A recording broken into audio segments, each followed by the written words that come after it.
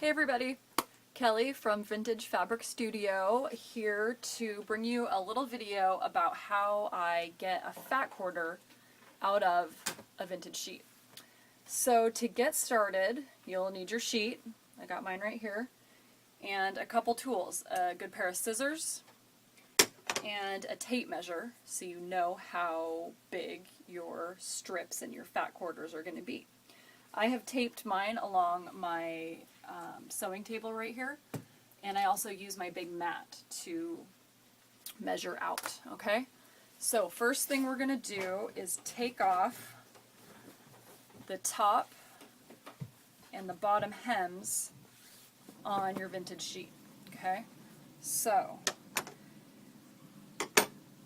what's interesting about a vintage sheet is that, so we have like the selvage edge on one end and we have another selvage on the other end, but when you cut, it's not, the grain is not straight. So I talked a little bit about the grain on my blog post recently for Sew Thrifted, giving you a little bit of information. And so what the grain is it runs perpendicular and parallel to the selvage edges. And that is where your strongest, most stable, you can hear that, cut is going to be. On the bias edge, it's stretchy. See that? See how it stretches? So we want to make sure that we're starting with a on-grain piece of fabric, and that is why I rip my vintage sheets the way I do. So that's why I mentioned that before we start cutting off this hemmed edge, is that we're going to cut not right next to it, but to maybe like 4 or 5 inches. Hey James. Hey.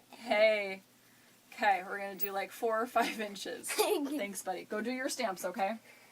Wow! I got my finger. I got my hand all achy too. Goodbye, everyone. Goodbye. He's 7. What are you going to do? So, 4 or 5 inches away from the hemmed edge. I'm going to cut it, and maybe this, and then rip. It's so satisfying to hear that rip. Rip, rip, rip, rip. All the way to the edge. So, I want to show you this, because this is what I'm talking about, the grain. See how this is the top where we cut? This is the bottom. See how much difference that is?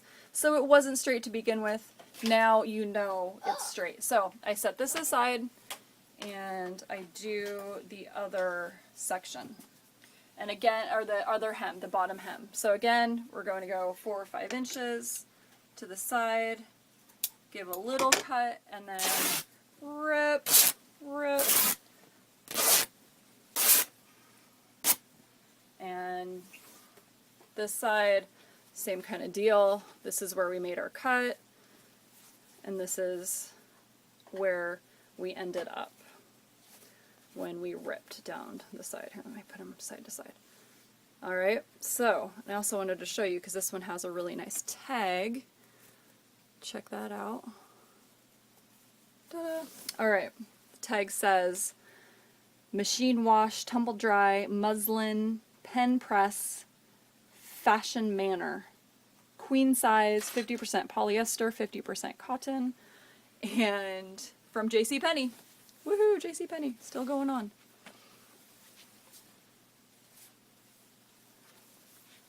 Alright, so now that we have 2 ripped edges, this is where we get fat quarter size, or whatever size you want to do. Say you want to do some yardage. Cut this at 42 inches, 44 inches, just like a bolt of fabric would be. If you're doing a bigger project for a bigger quilt, cut this at 88 inches so you can get a nice back for your quilt top. So, but we're showing you today how to rip a fat quarter. So what I like to do is take this selvage edge that I call it. This is the edge that it's not hemmed, but it has a nice finished edge to it. and I measure out 22 inches. And when I cut for the shop, I do a little bit. Usually I do like 22.5 to 23 inches. So you make a little snip at about 22 inches. There's my little snip. And a rip. A rip. I love that sound. Reminds me of my childhood.